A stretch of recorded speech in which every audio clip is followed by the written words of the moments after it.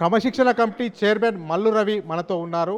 అసలు కఠిన చర్యలు తీసుకోవాలని పిసిసి అధ్యక్షుడు మహేష్ కుమార్ గౌడ్కి నివేదిక ఇచ్చారు. అసలు కఠిన చర్యలు అంటే ఏంటి, కఠిన చర్యలు ఎందుకు తీసుకోవాలి, ఎందుకు అలాంటి నివేదిక ఇచ్చారో మనతో మాట్లాడడానికి మల్లు రవి గారు సిద్ధంగా ఉన్నారు. చెప్పండి మల్లు రవి గారు, కఠిన చర్యలు తీసుకోవాలని నివేదిక ఇచ్చారు, ఎందుకు కఠిన చర్యలు తీసుకోవాలని నివేదిక ఇచ్చారు? అంటే ఈ మధ్య నాకు 2 కంప్లైంట్స్ వచ్చినాయి. ఒకటి మన కొండ సుష్మిత గారు, రెండోది డాక్టర్ చిన్నారెడ్డి గారు.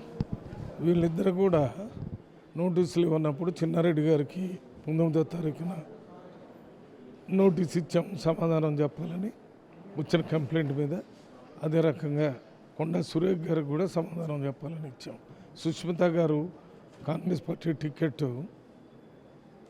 మరి ఇంకొక ప్రకాష్ రెడ్డికి ఇవ్వాలని సీఎం గారు చెప్పినందువల్ల వారి టికెట్ రావటం లేదనే దాని మీద సీఎం మీద మరి కాంగ్రెస్ పార్టీ మీద పెద్ద కామెంట్ చేశారు.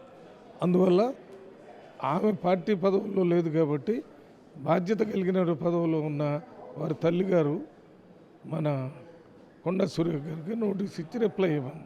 వారు దానికి సమాధానంగా ఆమె మేజరు నేచురల్ జస్టిస్ ప్రకారం ఆమె మాట్లాడితే నాకు నోటీస్ ఇవ్వకూడదు, మీరు నోటీసులు వెనక్కి తీసుకోవాలని మాకు రాశారు.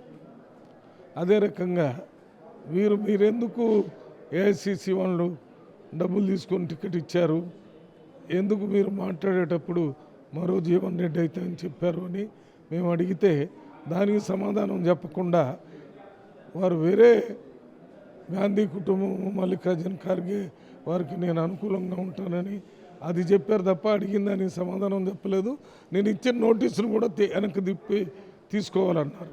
కొండ సురేఖ ఒకటి చెప్తున్నారు, ఆమె నా బిడ్డ కొండ సుష్మిత, ఆమె చేసినటువంటి కామెంట్స్ నాకెలా వర్తిస్తాయి, నేను మంత్రిగా ఉన్నాను నాకు వర్తించవు కదా అని ఆమె అంటున్నారు.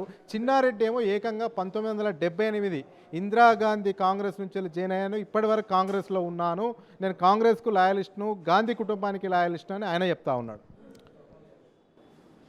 కూతురు మాట్లాడిన దాని మీద నేచురల్ జస్టిస్ అంటే క్యాబినెట్లో మినిస్టర్గా ఉండి ముఖ్యమంత్రి గారి మీద ఎవరు మాట్లాడినా ఖండించే బాధ్యత అది మినిస్టర్ల మీద ఉంటుంది, కంబైన్డ్ రెస్పాన్సిబిలిటీ. అది చెయ్యలేదు, చేసినట్టుగా చెప్పలేదు. నోటీస్ ఇచ్చేదానికంటే ముందు చేయలేదు, నోటీస్ ఇచ్చిన తర్వాత కూడా చేయలేదు. మరి అందువల్ల వారు చెప్పిన నేచురల్ జస్టిస్ని దృష్టిలో పెట్టుకుని ఈ నోటీస్కి మీరు వెనక్కి తీసుకోమని చెప్పారు. దాంతోపాటు చాలామంది ఎమ్మెల్యేలు కూడా మీటింగ్ పెట్టి చర్యలు తీసుకోవాలని చెప్పారు.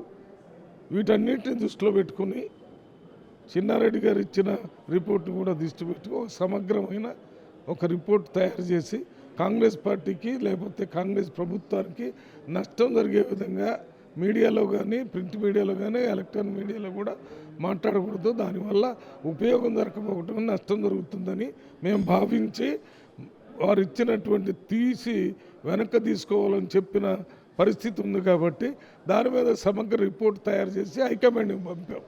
వారు పంపించినటువంటి రిపోర్ట్ అయితే అది పిసిసి అధ్యక్షుడు ఇన్ఛార్జి మీనాక్షి నటరాజన్ గారు, నేను, సీఎం గారు అందరం కూడా మరి ఒబ్లైజ్ చేయాలి, ఒప్పుకోవాల్సి వస్తుంది. అందువల్ల పంపించడం జరిగింది. ఎమ్మెల్యేలు విప్పులు మాట్లాడారు, నా పైన విమర్శలు చేశారు. ఓ పైపేమో క్రమశిక్షణ కమిటీ పరిధిలో కేసు నడుస్తుండగా నా పైన నా కుటుంబం పైన ఎట్లా విమర్శలు చేస్తారు, అదృశ్య శక్తులు ఉన్నాయి, వాటిపైన కూడా విచారణ జరపాలనేది కూడా మళ్ళీ వివరణ ఇచ్చారు. మీకు ఇంకో సెకండ్ లెటర్ పంపించారు. దాన్ని కూడా దృష్టిలో పెట్టుకుని రిపోర్ట్ తయారు చేశాం. ఆ రిపోర్ట్లో భాగంగా దీన్ని కూడా కలిపి పంపించాం. అంటే ఇప్పుడు కొండా సురేఖ కానీ చిన్నారెడ్డి కానీ వివరణ ఏదైతే ఇచ్చారో అది సంతృప్తికరంగా లేదని మీరు భావిస్తున్నారా? అంటే నేను చెప్పిన మాటలు మీకు అర్థం కావట్లేదా? వాళ్ళు నేను ఇచ్చినటువంటి నోటీసునే వెనక్కి తీసుకోమంటున్నారు. సమాధానం చెప్పటం లేకపోగా ఇద్దరు కూడా ముందు ఇచ్చిన నోటీస్ తీసుకోండి అని అంటున్నారు. దానివల్ల ఏమవుతుంది, క్రమశిక్షణ కమిటీ చైర్మన్ లేడు, కమిటీ లేదు, ఏమీ లేదు అనేటటువంటి పరిస్థితి వచ్చింది. అంటే గతంలో ఎప్పుడైనా ఎదురైందా? ఇటు ప్రణాళిక సంఘం ఉపాధ్యక్షుడు అంటే క్యాబినెట్ ర్యాంకు, ఇప్పుడు ఈమెనేమో మంత్రి, ఇట్లా క్యాబినెట్ హోదాలుండి మంత్రిగా ఉండి మీరు ఇచ్చినటువంటి నోటీసులను వెనుకకు తీసుకోమన్నటువంటి సందర్భాలు ఏమైనా మీకు ఎదురయ్యాయా? ఇదే మొదటిసారి? ఇంతకుముందు నాకు ఎప్పుడు ఎదురుగాలేదు, ఇదే మొదటిసారి.